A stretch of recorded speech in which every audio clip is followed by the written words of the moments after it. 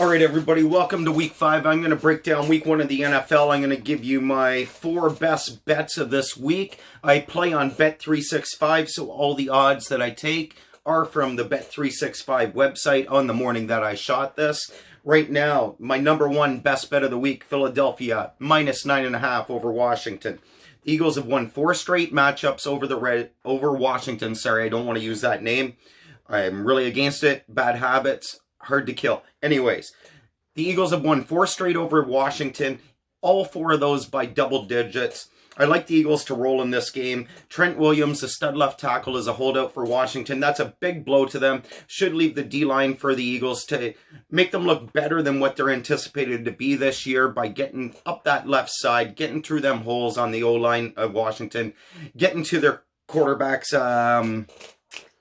Casey Keenum and Dwayne Haskins. Sorry, I had a little brain freeze there. But anyways, I think Casey Keenum, Dwayne Haskins, they could be sacked, throwing picks. I think this is an easy win for Philadelphia to start the season off right, especially with all the new weapons they added on offense, Wentz being healthy. I think this is a surefire bet for week 1. Number 2, the LA Chargers over the Indianapolis Colts. The loss of Andrew Luck and having Jacoby Brissett face a healthy and ferocious fucking defense that the Chargers have. They now got Bosa back and healthy this year. They got Ingram on the inside. They got, well, I'm forgetting all my names this week right now, but Ingram and Bosa, defensive ends, should be just mayhem for the Colts. And I look for a lot of sacks. If you're a fantasy football lover, run the Chargers D this week. I think they'll have a field day. I think they could be a number 2 they're my number 2 defense this week in fantasy, probably, if I was running out there a week-by-week basis. What else? Even with Melvin Gordon's holdout, the Chargers are just a better team now that Luck is retired. The O-line for Indy is good, but man, I just see this being a rough start mentally for the Colts. That is why the Chargers are in my best bets. It's more the mental aspect of the Colts, the Chargers defense being healthy, than it is a knock on Indianapolis as a talented team. Probably be middle of the road this year. Anyways, Tampa Bay minus 1 over San Francisco. The 49ers are 0-12 since 2015 when playing on the East Coast. Terrible record. The one thing Tampa Bay likes to do, Jameis Winston and their new coach, Bruce Arians, they love to throw the deep ball. Sure, it seems like Winston might get picked off 50% of the fucking time, but the other times he's got reliable player in Mike Evans catching the ball. They got Chris Godwin, the phenomenal young kid who they really like a lot.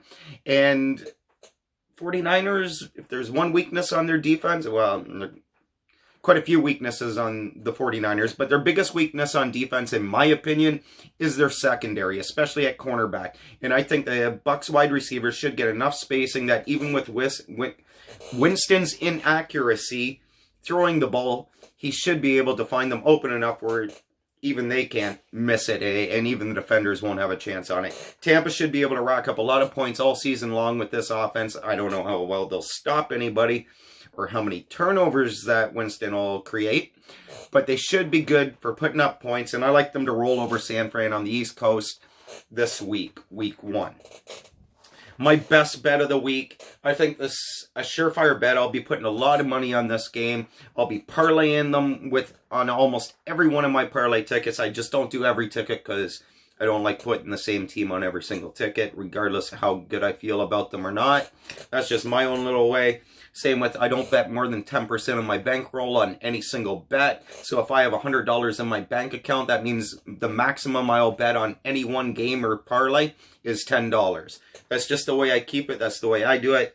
You're going to find your ways, but it keeps me from going broke and getting into too much trouble, thinking that something's a lock when we all know anything can fucking happen. If you watch them Proline commercials up here in Canada, anything can fucking happen. It's sports. Remember that. Injuries, fans, weather, everything.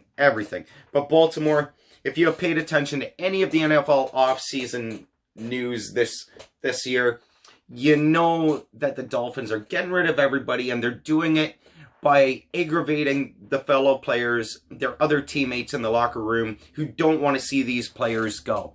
And I'm mainly talking about Laremy Tunsil, who was traded. They also got rid of Kenny Stills. They're just a mess. It's obvious the Dolphins are in tank mode for Tua, the Alabama quarterback who's projected right now to be the #1 pick in next year's draft. And it's pretty apparent to me anyways that that's what the Dolphins' fucking goal is. They'll be lucky to win 3 fucking games this year. But hey, who knows? We'll see. Other factors why I love Baltimore. They won 5 of the last 6 straight up, or head-to-head in this series. They're 4-1 on the road in their last 6 games against the spread, or in their last 5 games against the spread. Wow, my talking math is horrible this week. Sorry, guys. Lamar Jackson set a record, NFL record, for the most rushing attempts by an NFL quarterback in the history of the game in a single season, and he only played 7 fucking games last year, or 8 games, whatever the fuck it was. He played half a fucking season last year. And you know what? Baltimore led the AFC in rushing last year. They've also added Mark Ingram. And on the flip side, the Dolphins, they ranked dead last against the fucking run last year. Run all day, even with the clock running all the time because of the ground game that Baltimore should employ to just take this down Miami's throat all fucking afternoon. I still like the Ravens to win by at least 2 touchdowns in this game. I wouldn't be surprised they won like 35-3 or something. They've improved everywhere. They've added Earl Thomas on defense, shore up their safety position right now. I like the Ravens. I got money on them to win the division. I got money on Lamar Jackson to win MVP. I'll show you guys all my bets. Maybe I'll do a quick little video showing you my NFL futures I got done up. I probably got about 20 of them right now. I'm going to put more money on my Bet365 account to hopefully put a bunch more futures before the odds change too much after week 1. I like getting my shit in early, and it seems to be working for me anyways. Everybody has their own strategy. That's all I'm going to really focus on. I will run down quickly the other games I like, the winners, but I don't have strong feelings about any of these games. They're just going to be flyers, and they'll be included on parlays in my bets this week for week 1.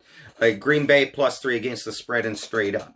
Carolina +2.5 to shock the Rams and win outright at home. Tennessee +5.5 to beat and cover Cleveland. Kansas City -3.5 to win over Jacksonville. Minnesota -4 over Atlanta. The Jets -3 over Buffalo. Seattle -9.5 to win the game, but I like the Bengals to cover the spread. I don't think the Bengals are going to get run out of the building. AJ Green, if he's back and healthy. Joe Mixon at running back. I love Joe Mixon. I think he could actually sneak up into a top 5 running back fantasy by the end of the season. I'm not counting on it. He's outside of my top 5 personally, but it wouldn't surprise me at all. The kid is phenomenal. Arizona +2.5 to win and cover over Detroit. I think that they're just going to start off with a bang, even though their season might not be that great overall. Dallas -7 to win, bet the Giants to cover that spread. Till Zeke signs, I will probably still lean Dallas in the win category, but I'm not going to be picking them in a division rivalry to cover a touchdown. I wouldn't pick them, anybody in the NFC East in a division rivalry by more than 4 points unless they're playing the Redskins this year, pretty much. And then I'll pick them all over the Redskins by that. New England -5.5 to win and cover Pittsburgh. I just love what the Patriots did, adding the O-line depth that they have over the last few weeks and during the offseason.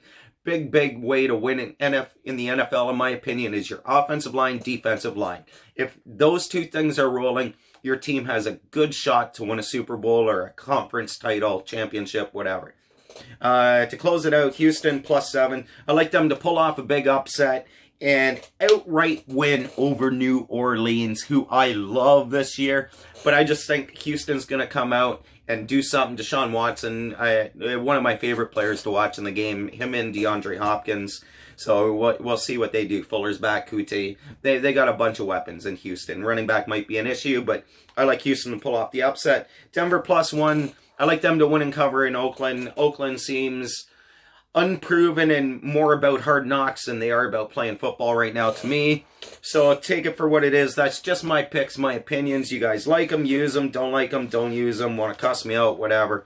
That's it for right now. Have a good one. Peace.